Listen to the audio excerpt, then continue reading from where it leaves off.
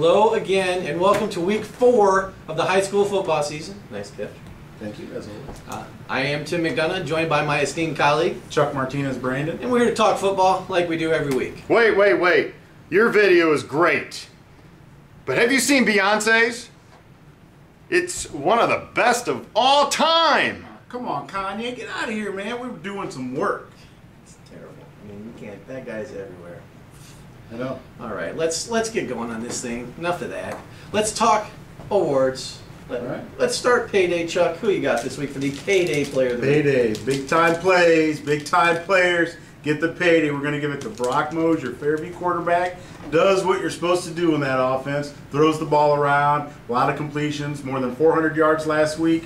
3 touchdowns. Oh, and he ran for over more than 80 yards. And another touchdown. Brock Mosier, payday player of the week, baby. Well, let's stay with Fairview and talk Whopper Hit of the Week. Okay, we don't do this all by ourselves. We got guys out there looking at games. Kevin Ice comes and tells us, hey, Zach Lee of Fairview, big hit on Archbold quarterback Garrett Morton last week in that game. 3rd down, sack, put him to the ground, nice hit. He is our Whopper. He gets our Whopper Hit of the Week.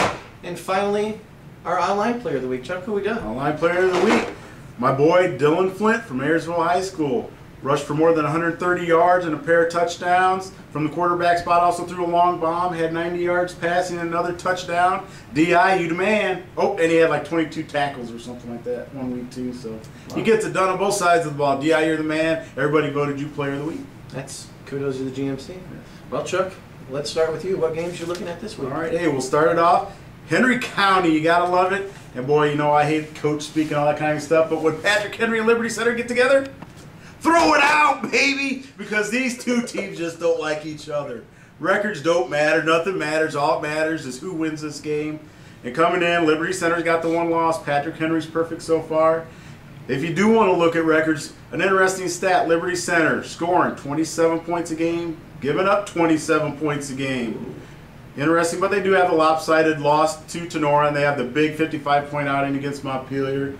But you can't take that into account in this game. They've got people like Jake Elling that's just rushing the ball. He's in the top 2 of the area in rushing, so the Pats really have to try to stop him. But don't forget about Binger over there in PH land. He's not the top couple this year in rushing, but you know he's still going to be a threat.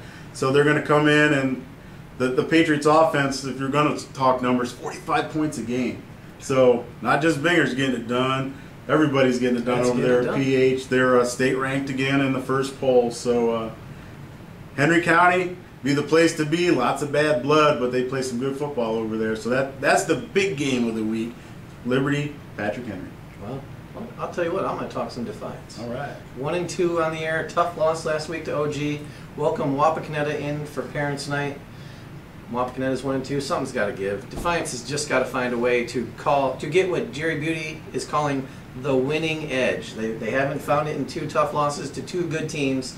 You know, Napoleon and OG are both 3-0. They're both good. They're both state ranked. You can't take that away from them. But Defiance had chances in both those games to win. Got to get back on track against a Wapak team that comes in 1-2. Barely beat Salina last week, down 20-0. Came back and won that 21-20.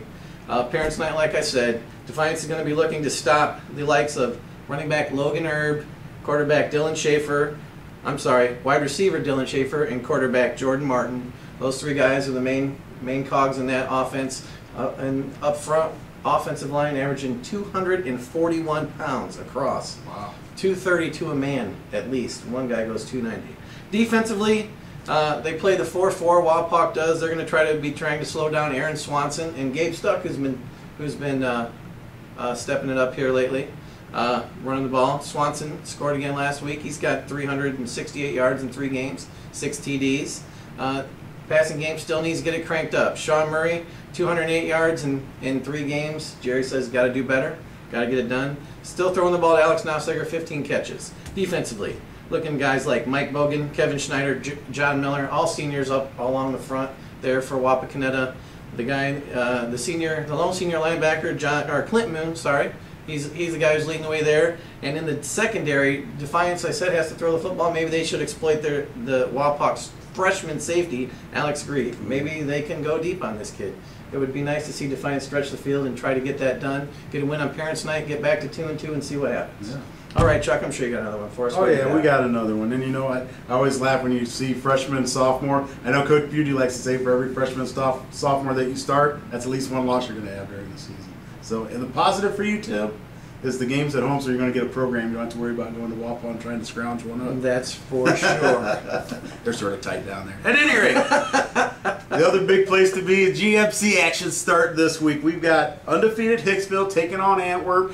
My boy Jay Turnbull, let's see if you can stop your hometown aces. You're over there at the defensive coordinator for Antwerp. Hopefully you can slow them down and slow down their big rushing attack with Battershaw. Other GMCs, 2 undefeated Wayne Trace and Edgerton going at it. But the game in the GMC will be Fairview-Tenora. This game has really picked up a lot of speed. Big rivalry here in the last few years with both teams having, you know, good seasons, a lot of good players. You come into it, Tenora 2-1, Fairview 2-1. It's probably going to come down to a battle of the lines. Tenora, they're not putting up big numbers. Nobody's really sure about them. But boy, when their offensive and defensive lines are rolling, they're going to roll too. Same way for Fairview. You've got Payday Player of the Week, Mosier, coming on, leading that offense. My boy Nathan Yoder, he's not only a good interview, he can catch the ball too, leading the area in receiving yards. So, 2 really great, I guess, heated rivalry games with 2 teams that really don't like each other. In Fairview and Tenora and Patrick Henry Liberty Center, big rivalry weekend. All right, well, let's finish this thing off, Chuck. Let's go to the mailbag. All right. Mailbag. All right, this one comes to us from someone in Defiance that wants to know, did I expect Defiance to be 1-2 at this point of the season? Quick answer, no. What do you got, Chuck? All righty.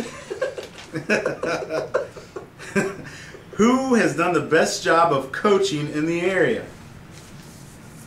Well, I think if you look at it, I think to judge overall performance, you can't just go 1 year. You have to go in a couple, 2-3 year span, and I think that's been Coach Coop up in Bryan. He's taken that program and turned it around, turned the attitudes around, and just the way they view themselves and they view the program. That was sort of a down program. They never thought that they could achieve much and win much, but now they're really rolling. Coop's got them believing that they can win, and I think he's done a great job up there. Big game this week too with Yeah. Napoleon. So that's a couple of 3-0 teams. We'll see what happens with that.